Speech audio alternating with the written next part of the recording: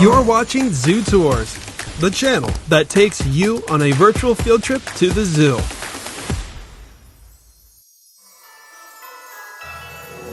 For the first time ever, we are about to experience the magic of Disney's Animal Kingdom, described as a kingdom of balance, harmony, and wonder, inspired by many cultures around the world that all together form an everlasting impression on all wilderness explorers.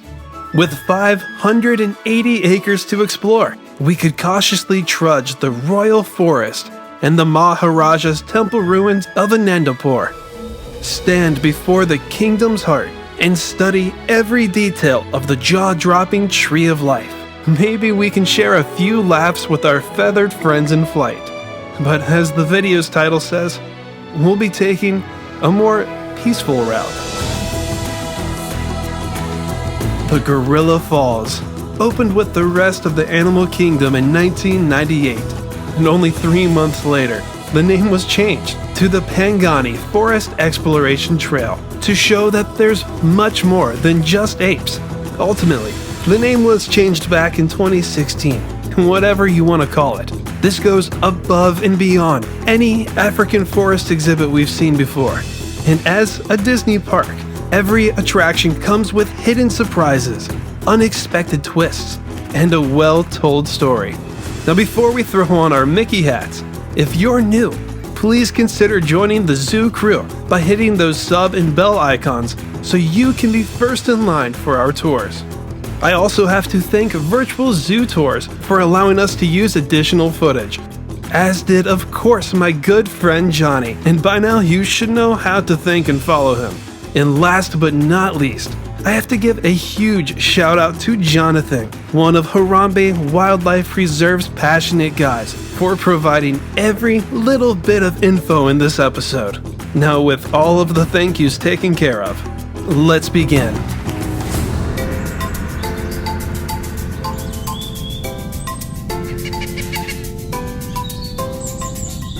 Towards the left of the Tree of Life, past the playful otters and tamarins of the Discovery Island, is the bridge to another world, where the distant peaks of the Himalayas towers over the horizon, and where you can give an unforgettable hello to some of your favorite characters as they make their pass through the Discovery River.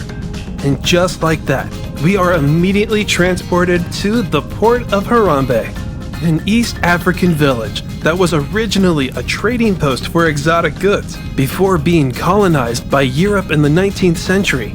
After achieving independence in 1961, Harambe has since thrived thanks to its marketplace with restaurants, multiple forms of live entertainment, and it has become a world-renowned tourist destination thanks to the world-famous Kilimanjaro safaris. After you embark on your 2-week journey through the Wildlife Reserve savannas, which for some reason really only feels like 20 minutes, you'll be dropped off just outside of the reserve's borders, near the entryway to the Gorilla Falls. You might notice that one of these wooden crates up ahead has ZU2298 radio stamped on it, a reference to Animal Kingdom's opening date, April 22nd, 1998. Also known as Earth Day. The next bit of signage reveals Gorilla Falls is actually a conservation school and wildlife sanctuary, supervised by one Dr. Kulunda, a combined effort of the citizens of Harambe and other international conservation groups. Our first exotic encounter is with an abandoned termite mound, accompanied with a sign that explains how they're built and how they can impact the environment around them. And that finally brings us to the trail's first exotic animals, a species that will never fail to make a great first impression: the Angolan Colobus monkey, a primate that covers the canopies of Central Africa. And with an exhibit like this, they can easily display their agile arboreal lifestyles. Their home is all part of the reserve's theme. This is Harambe's Wildlife Rehabilitation Center, where injured animals of the region were brought in to be nursed back to health before being released back into the forest. This family may be living the Hakuna Matata life, but as the story goes, they're also here on account of the bushmeat crisis. Bushmeat refers to meat from a wild animal that's hunted for human consumption. Species all over the world are affected, but the term most often refers to illegal hunting of an African animal. This industry is the leading threat to elephants, antelopes, great apes, and monkeys like the Colobus. On one hand, it does actually provide protein for communities where farming domestic animals is just too expensive or impractical. Selling the meat can also provide a much-needed income. So simply asking these people to stop is a lot easier said than done. Our guide, though, was very happy to point out that alternative methods are already being practiced. Laws have been put in place, so only indigenous communities can rely on small-scale bushmeat hunting. Some have even turned to many livestock, such as beekeeping, farming rats and guinea pigs, as a source for food. And former poachers have joined anti-trafficking and anti-poaching patrol units as an answer to that income.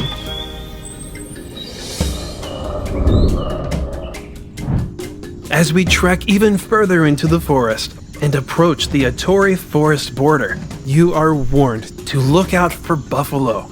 None were in sight, but we did see something that wasn't properly studied until just over a century ago. In fact, it was first documented the same year Walt Disney himself was born.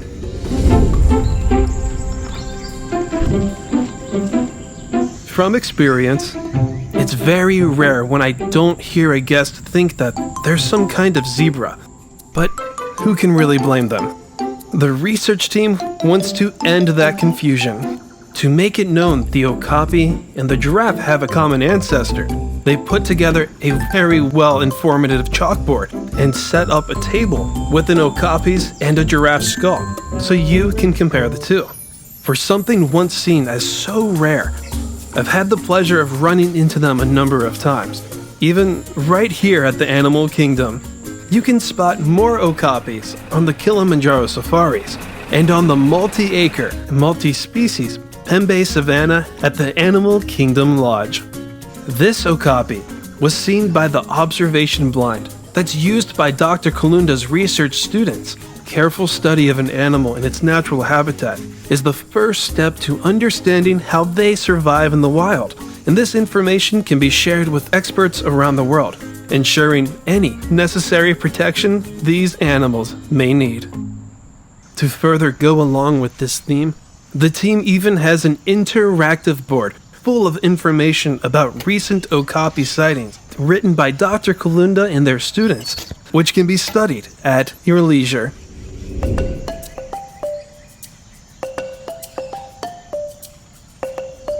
Located in the deepest part of the reserve's forest, eventually you will come upon the Doctor's Research Center, and you really will discover something new every time you take a look around. This bookcase stores most of the team's studies, medicine jars, loads and loads of books, collected animal skulls, radios, and if you open the drawers, you'll find a fun surprise. But that's not all. Our guide demonstrated that scorpions glow under UV light. I'll explain a little more on that in a bit. This center is also a mini menagerie, and scattered around are observation records or researchers' notes on each specimen. We all know that Disney started with a man with a dream and a mouse. Well, so does Dr. Kulunda's Research Center. The Arabian spiny mouse. The doctor and their team set them up with nice, cozy surroundings. Like many rodents, this is recommended if you're going to take care of them. But their environment in the wild, now that looks a little different. There are as many as 19 kinds of spiny mice in North Africa, the Middle East, and Southern Asia. They actually prefer hot, arid conditions and found in crevices of canyons and cliffs. One of the researchers wrote in their notes that they noticed a group climbing around trees and tall shrubs. 2 days later, they realized how the spiny mouse got its name. They don't really look like they live up to the name, but their fluffy-looking coats have unusually stiff guard hairs that function similar to the spines a hedgehog uses for protection. As you're walking in, I want you to keep this retaining wall in mind. You might notice the researchers made great use of it. The facility's fourth wall is that same retaining wall, so they can see into the world of a mammal that lives like a termite. Mole rats are what they call eusocial. They live in large colonies where only one female is allowed to breed, but only a few select males are given the honor to breed with the queen. Thanks to a substance in her urine, the rest of the colony might eventually become infertile to knock out the competition.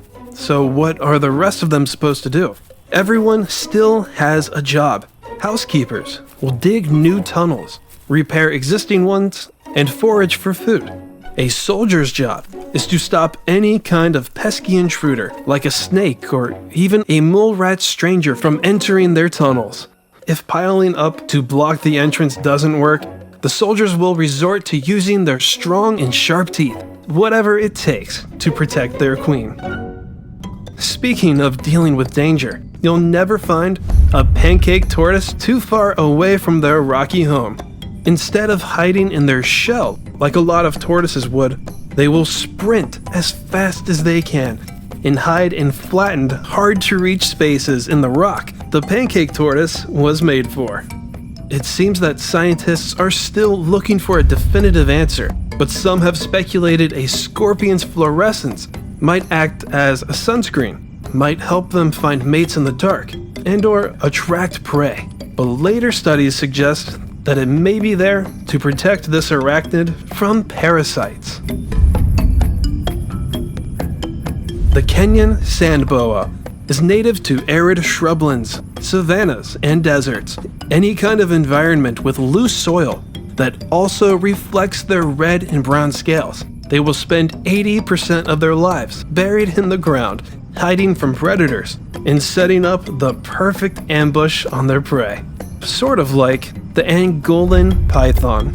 They're also not really big on climbing and mostly eat animals from the ground, but try to keep hunting a nighttime activity. After getting a fair share of your own observations, you'll emerge back into the forest. But this isn't exactly the main path, because the barriers aren't all that visible.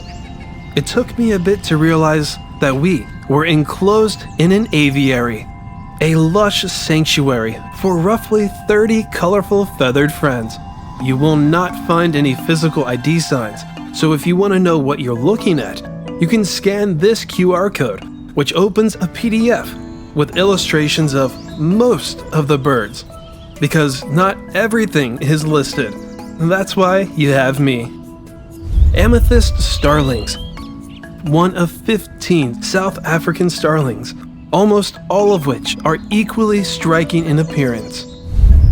Bruce's green, or the yellow-bellied pigeon, is strictly frugivorous, which means they only try to consume fruit. When it comes to this pigeon, they only have a particular taste for one fruit from one kind of fig tree. The northern carmine bee-eater is considered a near passerine. They are easily confused for southern carmine bee-eaters, but the northern's throat is blue rather than a deep red. Looking at just one on its own is a wonderful sight. Imagine coming across thousands of them in a single colony. When you think of a bird's nest, you might think of twigs and mud. The bee-eater digs deep tunnels in soft riverbank cliffs. A lot of zoos that exhibit them do replicate those nests, so it's something we will definitely see on the channel someday.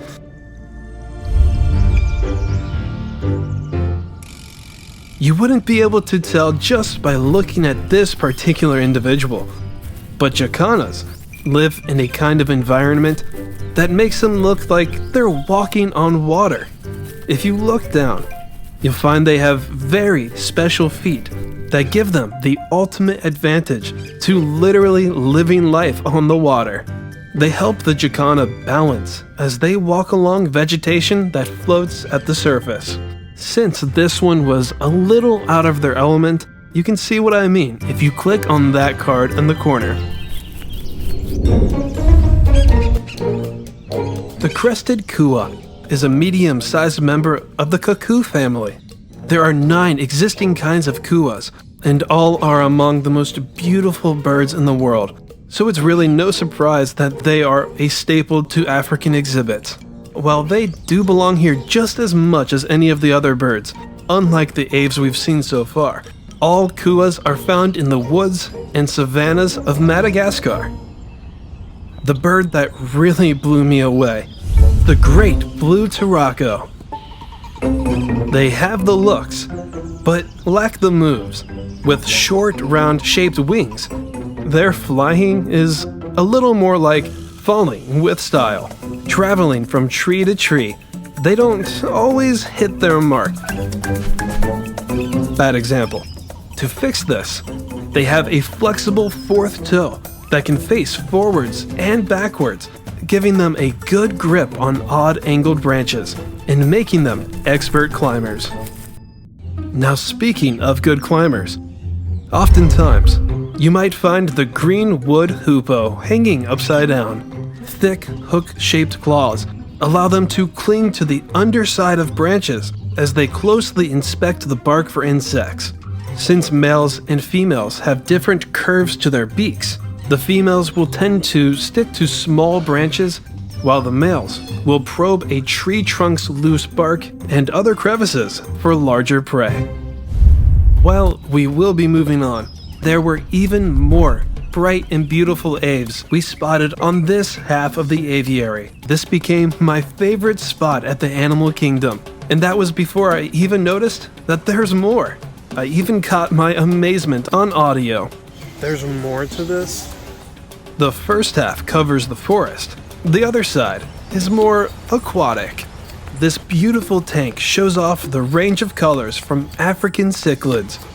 Ironically, the one who stood out the most was the ornate bashir, an archaic ray-finned fish fit with a primitive set of lungs, so they can be outside of water for some time, just as long as their scales can stay a little wet.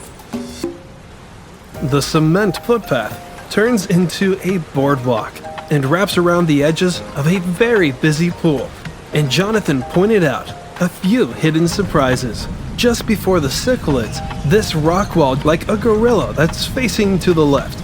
Let me know if you see it. Now somewhere around here, when those lights up top are switched on, one of them will project a hidden Mickey onto the boardwalk. And if you were to immediately look down at the pool, there's also another hidden Mickey in the rockwork.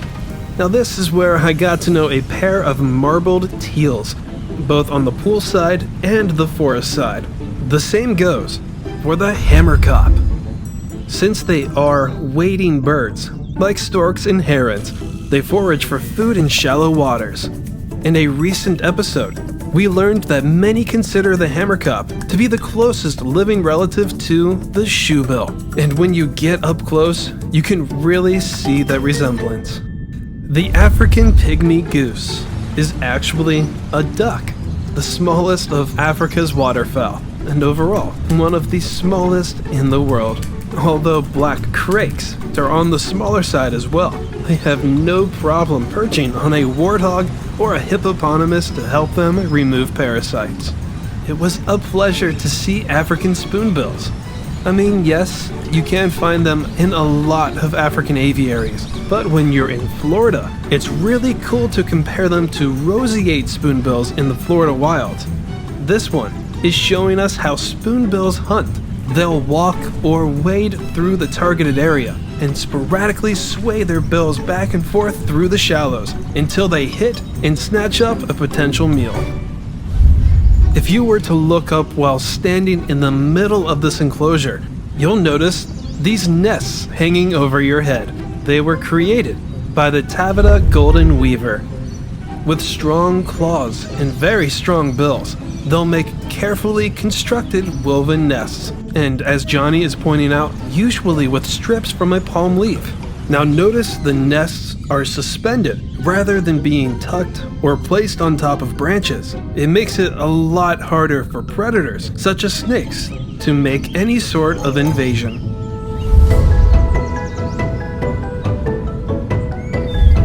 Following the flow of the stream, the next destination is the reserve's Safi River, home to one of the most feared animals in Africa, cichlids. No, that can't be right. Maybe the nice family of mallards? No. Alright, I think I got it. And maybe this brave egret can be the one to reveal the answer. After all, they're the ones using them as a raft. The common hippopotamus. As one of the public's most beloved and feared creatures, as you probably would expect, they will do anything to protect their territory. But they are far more unpredictable and aggressive in the water than they are on land. Clearly, they use this size, speed, strength, and dental work, mostly for defense and to show off their dominance. Now, hippos are more omnivorous than previously thought, but don't worry for the ducks, they're still more than content with a vegetarian diet. Right now, we are actually looking at the same hippos you might find on Kilimanjaro safaris. But the best part about viewing them here, other than the close encounters like this, is you get to observe them for as long as you want. Or should I say, study them. This secluded part of the river was dammed up by Dr. Kulunda's team, not just so they could study their underwater habits, but to also record the river horses underwater. So if you're ever here, try to drown out the crowd noise and listen real closely to the team's results. Along this pathway, Jonathan also pointed out another simple Easter egg, but this one, however, was not placed by Disney. If you look at these trees on the left, they're full of markings left by sapsuckers, a woodpecker that pecks for sap. And you can tell that they're from sapsuckers as the holes are more organized and not as chaotic as other woodpecker markings. He was also kind enough to reveal this thatched hut up ahead and several others around the animal kingdom were constructed by 13 Zulu craftspeople from South Africa. This hut is one large viewing shelter that gives a small peek into the savannah, home to a wildly popular member of the mongoose family, and one that also represents Disney very well. In reality, wisecracking isn't in their nature. You can go and find that at the Harambe Theater. Still, meerkats are famously entertaining. Having trouble keeping still? Now that's in their nature. And cleanliness may play a part in that. Always being on the move is a great way to prevent parasite buildup. And meerkats don't really have any excess fat reserves, so constantly foraging for food is an absolute must if they really want to keep their energetic spirits alive. While they keep us busy with their antics, their exhibit keeps them busy. The habitat is huge for their size. There's even a tuft of fur on the rock wall that was left by a passing lion, so they're always picking up a strange animal scent. Of course, there's plenty of dirt for digging, and plenty of elevated rocks, so they can keep watch of their surroundings for any nearby predators. But the only thing that watches them that isn't us probably isn't looking to eat them. Where once a herd of Gerenuk browsed, is now the grazing grounds of the Grevy's zebra, an equine named after royalty, the former president of France, Jules Grevy, who received the zebra as a gift from the king of what is now Ethiopia. Royal, but not loyal. Unlike all other kinds of zebras, Grevies have very loose rules when it comes to herd structures. Females and their latest offspring will form a batch, while adult males may put together a herd of bachelors or completely live alone and mark a single territory as large as 4 square miles. We talk about zebras as if there's an unlimited amount of them, but there could be as low as 2,500 grevies left in the wild. With many other AZA facilities across the country, Disney partnered with the Grevy's Zebra Trust, a conservancy that covers territory in Kenya and Ethiopia. Not only do they collect important scientific data, but they also offer surveillance and security to this beautiful zebra.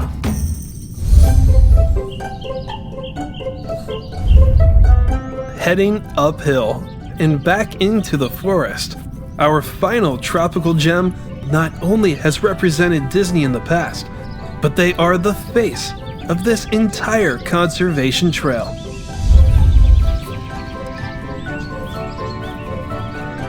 And they know the importance of a family structure. A single troop can have 5 to even 50 gorillas. This family group has 8 members, and the latest joined the Disney family in the summer of 2021, and she has everyone pressed against the glass, eager to enjoy her every move. Adult females will officially reach maturity around the age of 8, males around 10 or 11. Gorillas have no special breeding season, so mating and births occur throughout the year. Unlike us, it is very tough to tell whether a mother gorilla is showing. Their stomachs are already a little on the round side, so what you have to do is look at their hands. A pregnant gorilla will always have swollen knuckles. When a little one does arrive after 8.5 months, mom will carry her baby in her arms for the first 3 months. And at 4 months, the baby will start to sit up, learn to cling to their mother's back, and get a slight taste of independence. For the first 6 months of their lives, they will get constant attention, at which then they will experiment with solid foods. But mom will always be available to nurse for at least the next 2 years. Now, what happens when they reach adulthood? Well, we'll find out in a couple of minutes. You might be thinking, their habitat looks a little bare, but this is just their foraging space, where vegetation is expected to be scarce. And this perspective doesn't even reveal half of their habitat. So, let's go change that.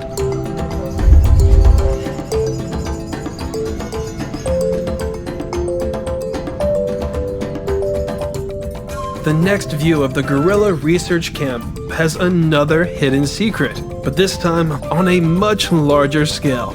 And again, it's not a hidden Mickey. When you take your first steps on a bouncing suspension bridge, I said bouncing bridge.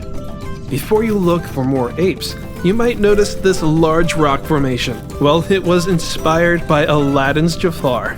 It's part of the barrier to the family troop's gorgeous tropical reserve. What you're looking at was documented in January. I can only imagine how much more lush and green it is in the summer. Large vegetation and gorillas, they don't always mix well. A lot of zoos keep their apes from going anywhere near it, and when they do have access to trees, they're usually fake. From what I saw, Disney likes to keep things as natural as possible, and from what I've read, the plant life is constantly replaced and replenished. I was already looking at the best gorilla habitat I have ever laid eyes on. Turns out, there was more. The Harambe Wildlife Reserve notes a stream marks a rough boundary between the home range of the family group and an acre's worth of bachelor territory. A lot of people are under the impression that gorilla troops can only have one silverback, his girls, and their kids. And the idea of another silverback being involved is unheard of and dangerous. In reality, one family can have multiple silverbacks, but it does usually mean they are the sons of a dominant male. Sometimes other groups will consist of only males, like this one on the eastern side of the valley. As juveniles start to mature, they'll earn the title blackback, which means they are no longer kids, but they're still too young to be a silverback. Blackbacks will either leave the family group around 8 years old, and other times forced out. Either way, they may become solitary or band a group of bachelors for several years before going out to find females and lead a troop. So if you know of anyone who questions the existence of multi-silverback groups, just tell them to go to Disney to see their bachelor group of 3. The Kilimanjaro Safari's exit path gives you a back view of the bachelor space. At its viewing is a kiosk that's all about grace, otherwise known as the Gorilla Rehabilitation and Conservation Education Center, a sanctuary in the Democratic Republic of the Congo that's dedicated to saving orphaned gorillas that have become victims of poaching. The experts at Disney's Animal Kingdom have spent more than a decade helping the Grace team and its local community in many ways, with constant funding, allowing the gorillas here to test the food for the apes at Grace to see which ones they may like.